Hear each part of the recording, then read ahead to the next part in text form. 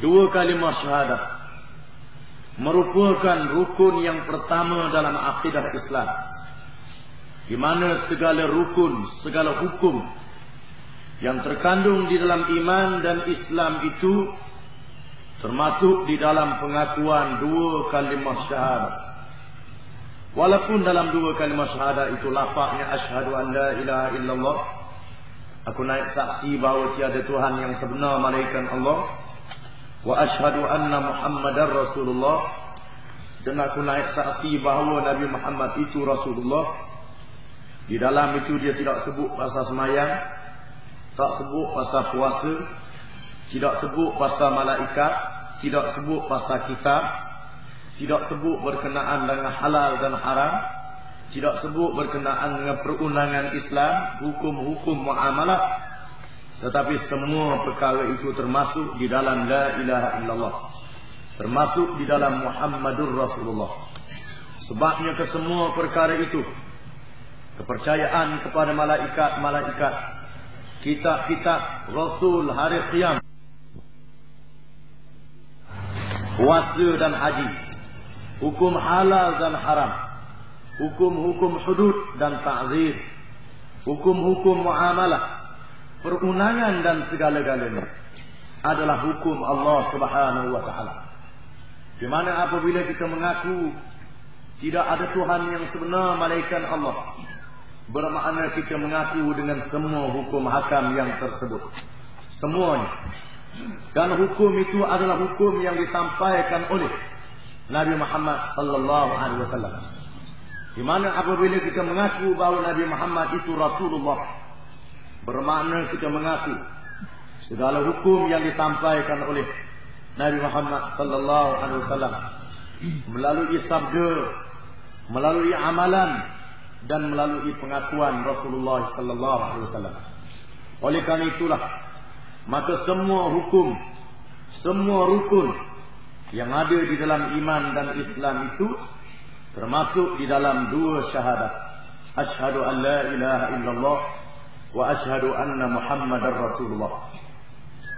Masyarakat Islam itu ialah masyarakat yang menghayati sepenuhnya faedah Islam dan perkara yang berkaitan dengannya. Tanpa pelaksanaan itu tidak boleh dinamakan masyarakat Islam. Selanjutnya pengakuan la ilaha illallah Muhammadur Rasulullah adalah kaedah bagi program, bagi manhaj, bagi atur cara yang lengkap yang menjadikan asas kepada kehidupan umat Islam seluruhnya. Kehidupan secara Islam tidak akan dapat ditegakkan sebelum ditegakkan kaedah ini terlebih dahulu. Seperti juga kehidupan secara Islam tidak akan berlaku dengan sebenarnya sekiranya ia ditegakkan di atas kaedah yang lain daripada Islam, atau kaedah yang lain itu ditempel bersama Islam, atau di samping beberapa kaedah lain yang asing daripadanya. Di mana pengakuan la ilaha illallah Muhammadur Rasulullah adalah kaedah, adalah dasar bagi seluruh program hidup, sama ada orang perseorangan ataupun masyarakat Islam.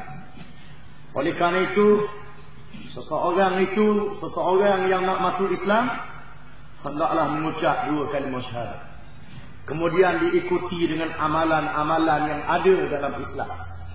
Sebuah negara yang nak mengaku sebagai negara Islam hendaklah negara yang mengaku la ilaha illallah Muhammadur Rasulullah, yang menegakkan perlembagaan undang-undang, yang menjadikan itu sebagai kaedah, sebagai dasar.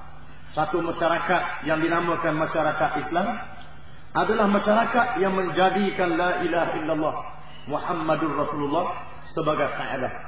Bukan dengan cara diambil cabang-cabang, lepas tu tak tahu, lepas tu tidak tahu apakah dasar yang dilaksanakan. Diambil satu cabang daripada Islam kemudian ditempel di atas dasar yang tidak Islam. Kalau orang dia nak masuk Islam, dia kena mengucap dua kalimah syahadah. Kerana di dalam dua kalimah syahadah itu mengandungi semua rukun Islam.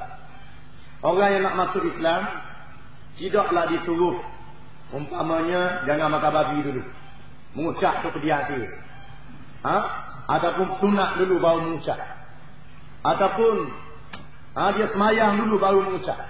Kena mengucap dulu.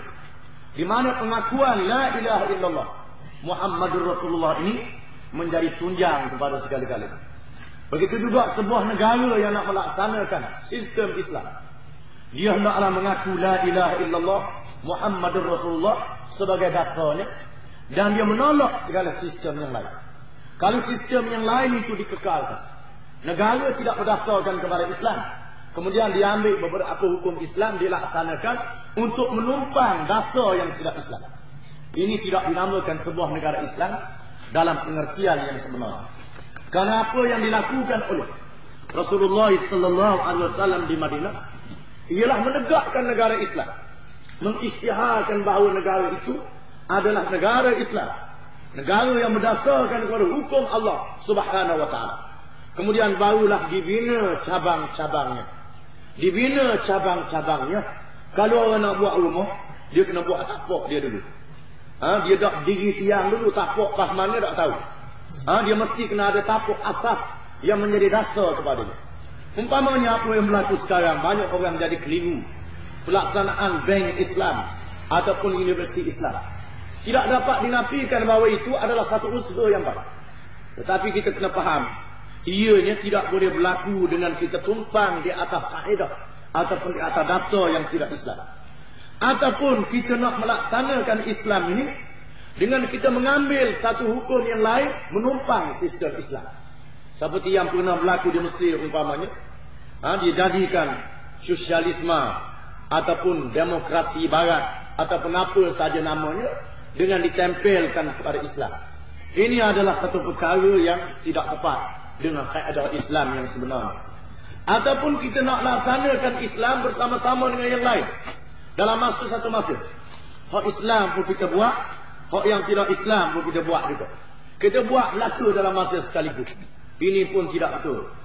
Kerana mestilah la ilaha illallah Muhammadur Rasulullah, tidak ada Tuhan yang sebenar malaikat Allah, dan bahawa Nabi Muhammad itu Rasulullah yang menjadi kaedah kepada segala-galanya, yang menjadi dasar kepada segala-galanya.